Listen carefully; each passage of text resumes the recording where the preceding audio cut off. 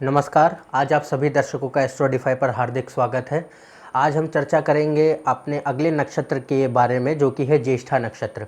अभी तक हमने अनुराधा नक्षत्र तक अपनी चर्चा की है और जाना है कि हर नक्षत्र कैसा व्यवहार करता है, उसका मूल रूप क्या है, उसके गुण क्या हैं, उसके तत्व क्या हैं और उसके जो जो व्यक्ति उनसे प्रभावित होते हैं उस नक्षत्र से, उनके अंदर क्या गुण उत्पन्न होते हैं इस नक्षत्र के द्वारा। अभी तक हमने इसके बारे में जाना है। आज हम अपनी चर्चा को आगे बढ़ाते हैं और जानते हैं ज्येष्ठा नक्षत्र के बारे में। यदि कोई व्यक्ति हमारे इस वीडियो को इंग्लिश में देखना चाहते हैं तो वो नीचे दिए हुए लिंक पर जाएं, जो कि एनोटेशंस में दिखाया जा रहा है। यदि आपका एनोटेशंस मोड ऑफ है तो उसे कृपया ऑन कर लें और आप इस लिंक के द्वारा इंग्लिश वीडियो देख पाएंगे। तो आइए हम अपनी चर्चा को आगे बढ़ाते हैं और जानते हैं ज्येष्ठा नक्षत्र के बारे में। तो शुरू करते हैं ज्येष्ठा नक्षत्र के स्वामी से। इसका स्वामी जो है वो है बुध।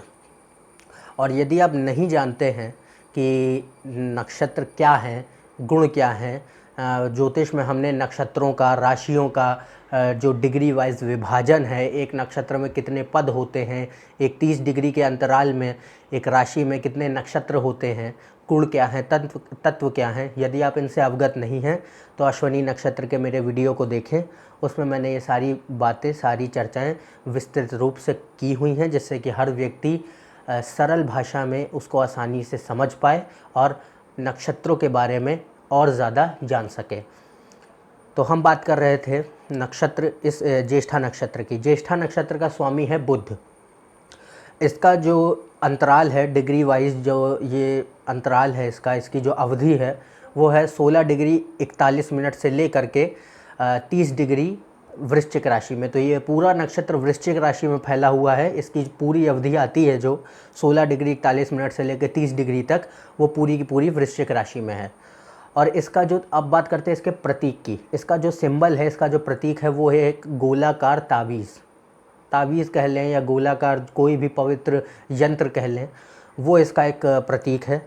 और क्योंकि हमारे हिंदू धर्म में सारे देवी देवताओं को आप देखेंगे, अगर यदि उनकी तस्वीर देखेंगे तो कानों में उनके कुंडल होते हैं बड़े बड़े और वो गोलाकार होते हैं, तो वो एक इसका प्रतीक है। और ये दर्शाता है कि ये ईश्वरीय कृपा को दर्शाता है, ईश्वरीय सुरक्षा को दर्शाता है और सत्ता को दर्शाता है। क्योंकि हर प्रकार की सत्ता, जितनी भी प्रकार की सत्ता है वो ईश्वर के अधीन है, इसलिए ये सत्ता और उनकी कृपा को दर्शाता है ये नक्षत्र। और अब जानते हैं इसके गुणों के बारे में कि ये ज्येष्ठा नक्षत्र के गुण कैसे होते हैं। जो व्यक्ति ज्येष्ठा नक्षत्र के हैं उनके अंदर क्या गुण पाए जाते हैं। ज्येष्ठा नक्षत्र के व्यक्तियों से मेरा तात्पर्य ये है कि जो भी व्यक्ति या जिन भी व्यक्तियों की कुंडली में उनका जो चंद्रमा है वो ज्येष्ठा नक्षत्र में बैठा हुआ है, तो उनके गुण क्या होंगे। अब हम उस पर एक नज़र डालते हैं। ज्येष्ठा नक्षत्र के जो लोग होते हैं, इनके जीवन में जो सबसे महत्वपूर्ण चीज़ होती है वो होती है इनकी छवि, इनकी सामाजिक छवि। इनका जो नाम है, इनका जो यश है, वो इनको बहुत ज़्यादा महत्वपूर्ण है इनके लिए और इनको बहुत ज़्यादा प्यारा होता है। वो ये अपनी सामाजिक छवि को सुधारने के लिए और उसको बरकरार रखने के लिए और ज़्यादा आगे उन्नति करने के लिए कुछ भी करते हैं, किसी भी हद तक जा सकते हैं, पर एक पॉजिटिव सेंस में। ज्येष्ठा नक्षत्र के लोगों के लिए इनकी सामाजिक छवि सबसे ऊपर है। इनका जो सेल्फ रिस्पेक्ट है, आत्मसम्मान है, वो सबसे ऊपर होता है। ये जो व्यक्ति होते हैं इनके लिए ये बहुत इम्पॉर्टेंट होता है, इनके लिए बहुत महत्वपूर्ण होता है कि दूसरे जो व्यक्ति हैं वो इनको कैसे देख रहे हैं, उनका नज़रिया इनके बारे में क्या है। तो उनके नज़रिए के बारे में, दूसरों के नज़रिए से के बारे में ये काफ़ी चिंतित रहते हैं, क्योंकि सामाजिक छवि इनके लिए बहुत महत्वपूर्ण है।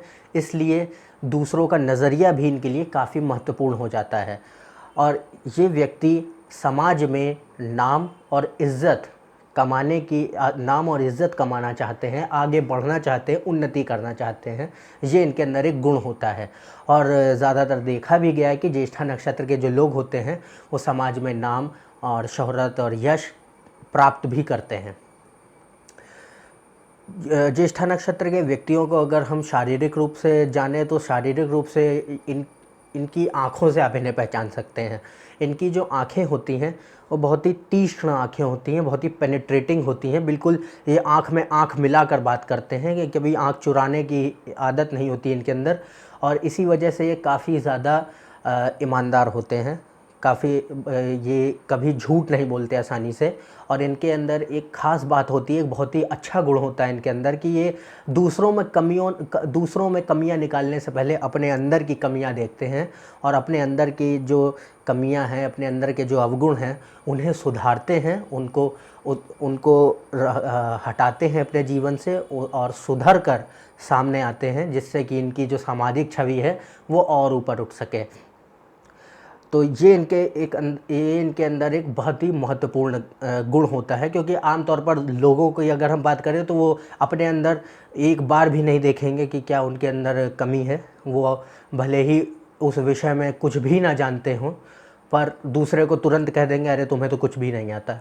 क्रिटिसिज्म जो उनके अंदर होती है वो दूसरों में ये आसानी से पाया जाता है कि वो दूसरों की तो आराम से जो है क्रिटिसाइज़ कर देंगे, उनको आराम से उनकी कमियां निकाल देंगे, अवगुण तुरंत प्रकट कर देंगे दूसरों के सामने, पर अपने अंदर की कभी भी अवगुण और अपनी कमियां कभी भी नहीं दिखाई देती उन्हें। तो ये एक ज्येष्ठा नक्षत्र के जो लोग हैं ये इन लोगों से काफ़ी भिन्न होते हैं इस मामले में, क्योंकि इनके अंदर एक बहुत ही अच्छा गुण है, ये अपनी कमियों को सामने रख कर देख पाते हैं और उसे सुधारते भी हैं। तो ये काफ़ी बढ़िया गुण होता है इनके अंदर। दूसरी बात है कि ये व्यक्ति जो होते हैं ज्येष्ठा नक्षत्र के, इनके अंदर एक प्रवृत्ति कह लें कि ये व्यर्थ की चिंताएं बहुत करते हैं। किसी भी चीज़ के बारे में ये बहुत ही व्यर्थ की चिंताएं करते हैं और काफ़ी प्रतिस्पर्धात्मक होते हैं ये, जिसे हम कॉम्पिटिटिव स्पिरिट बोलते हैं, इनके अंदर बहुत ज़्यादा होती है। प्रतिस्पर्धा की जो शक्ति है और प्रतिस्पर्धा में रहने की और आगे बढ़ने की जो प्रवृत्ति है वो इनके अंदर बहुत ही कूट कूट कर भरी होती है। ये भी देखा गया है कि ज्येष्ठा नक्षत्र के जो लोग होते हैं वो काफ़ी प्रतिशोधी होते हैं, और प्रतिशोध की जो भावना है ये इनके अंदर जन्मजात होती है। ये अपने हृदय से कभी किसी का बुरा नहीं चाहेंगे, पर यदि कोई इनके साथ बुरा करता है तो उसे ये माफ़ नहीं करते, और जो इनके प्रतिशोध की भावना है वो तब तक शांत नहीं होती जब तक कि उसे नेस्तो नाबूद ना करते। मतलब काफ़ी ज़्यादा जब तक अपना इनको लगे कि मेरा प्रतिशोध पूरा हुआ, तब तक ये उस व्यक्ति को बख्शते नहीं हैं। ये इनके अंदर एक प्रवृत्ति देखी जाती है, जो कि कई मामलों में ख़राब भी हो सकती है, और पर जन्मजात है तो इसका कोई उपाय नहीं है, होती ही है इनके अंदर। पर यदि हम देखें ये हृदय से काफ़ी कोमल होते हैं, और कठोर सिर्फ उनके लिए हैं जो इनके साथ गलत करते हैं। बाकी वरना ये जो कमज़ोर हैं, जो सुख सुविधाओं से वंचित हैं, जो इनके अधीनस्थ हैं लोग, उनकी ये काफ़ी सहायता करते हैं, उनकी काफ़ी मदद करते हैं, और बहुत ही परोपकारी व्यक्ति होते हैं ये लोग, ज्येष्ठा नक्षत्र के लोग। इनके अंदर जो है एक ख़ास बात होती है कि ये सेल्फ सेंटर्ड बहुत होते हैं। सेल्फ सेंटर्ड मतलब अपने बारे में पहले, मतलब सेल्फिशनेस नहीं है या स्वार्थपन नहीं है, स्वार्थपरता नहीं है। स्वार्थपरता मतलब कि दूसरों को नुकसान पहुँचे पर मेरा फ़ायदा हो, ये स्वार्थपरता होती है। पर सेल्फ सेंटर्डनेस ये है कि मुझे आगे बढ़ना है, दूसरे भी आगे बढ़ें।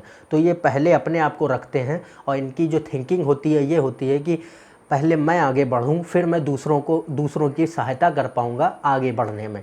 तो ये भला सबका चाहते हैं, पर पहले अपने आप को आगे बढ़ाना चाहते हैं। तो ये इनके अंदर एक गुण होता है।